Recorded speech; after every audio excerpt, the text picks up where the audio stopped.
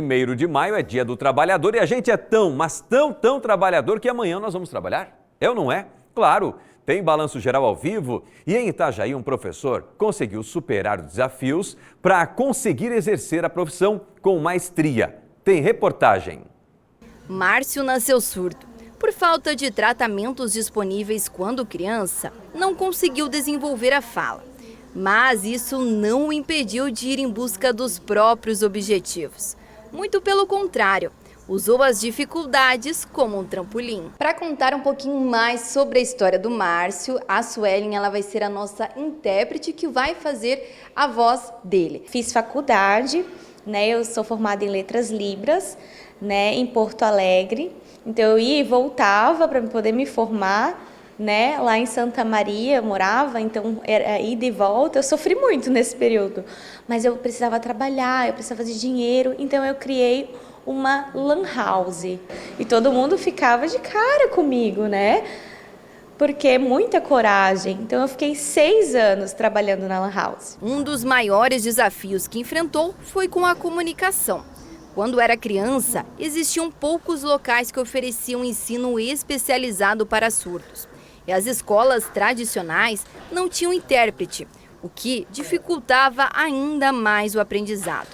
Por conta de tudo isso que enfrentou quando pequeno, decidiu ser professor e ensinar a língua de sinais para crianças que também são surdas. Mas foi muito difícil, porque não tinha intérprete, né?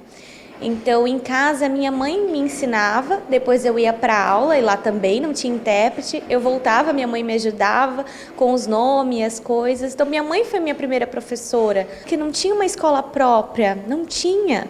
Então, a minha mãe ficou muito preocupada comigo, sofreu porque procurava com muito esforço e eu era muito rejeitado, sabe? Anteriormente, a gente falava que era meio que proibido utilizar a Libras, por não ser uma língua oficial, né? Então, utilizava-se mais a técnica de oralização, né? As terapias fonoaudiológicas, nessa parte. Depois é que veio esses estudos e aí veio o Ruê para cá e aí foram estudando e criaram aí a educação de surdos, né? A primeira escola no Rio de Janeiro. Depois de muita luta, a comunidade surda conquistou vários direitos, sendo o reconhecimento da Libras como uma língua e o direito de um intérprete na educação, alguns deles.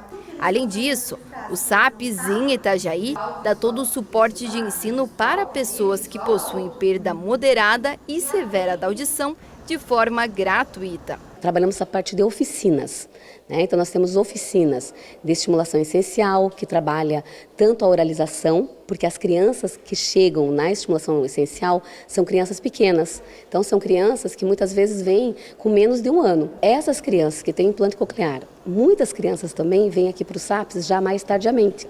E essas crianças, ou adolescentes, ou até mesmo adultos, eles não conseguem falar. Por quê? Porque eles já passaram por aquela janela melhor da possibilidade de estimulação. E aí, então, eles precisam trabalhar com a Libras, que é a linguagem própria dos surdos. Márcio, após se formar, se tornou um dos professores do serviço. E hoje ensina Libras para vários educandos. A Libras é uma língua gestual visual, ou seja, para que as crianças aprendam os sinais, elas observam as imagens, o contexto e desenvolvem como reproduzir com as mãos e o corpo o que acabaram de ver. Eu vou num lugar, por exemplo, casa, né? Então a gente treina essas frases, né? Os verbos, essa parte de alfabetização, porém é tudo na parte de Libras, é tudo visual, né? Para as crianças. Assim como Márcio, que mesmo em meio a tantas dificuldades, realizou seus sonhos pessoais e profissionais.